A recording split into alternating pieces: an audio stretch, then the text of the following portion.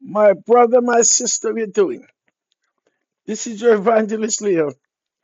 I love you, and the Lord loves you. And hear what the scripture have to say in Galatians chapter 6. And hear what the scripture is telling you to do. Said, brethren, if a man is taken over in any trespasses, you who are spiritual, restore such a one in the spirit of gentleness.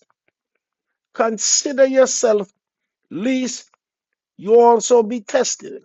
So, what the scripture is telling you, if your brother is in sin, you support him by taking him out of the sin, by showing him the right way, by correcting him and show him that he's wrong, and you take him out spiritually out of the sin. But the Bible said, consider yourself, lest you also be tempted. So when you go, you don't agree with your brother. Because if you agree with him in the sin, and that's what most people expected when they're in the sin, they expect somebody to come and agree with them. And when you don't agree with them, they're upset with you. But the Bible said, don't caught up in their sin. Correct them, restore them, but don't caught up in their sin.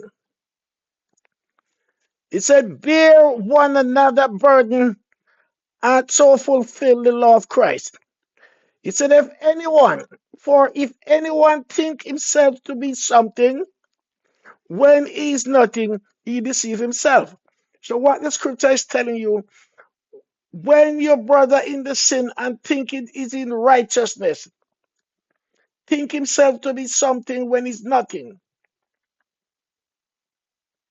He's nothing. So you correct him and show him the reality. But let each one examine his own works. So what the scripture is telling you, say, let each one examine his own works, and then he will have rejoiced in himself alone and not in another, for each one shall bear his own burden. So what the scripture is telling you, you must examine yourself, test yourself. You see, oftentimes people telling God to search them, but God is telling you,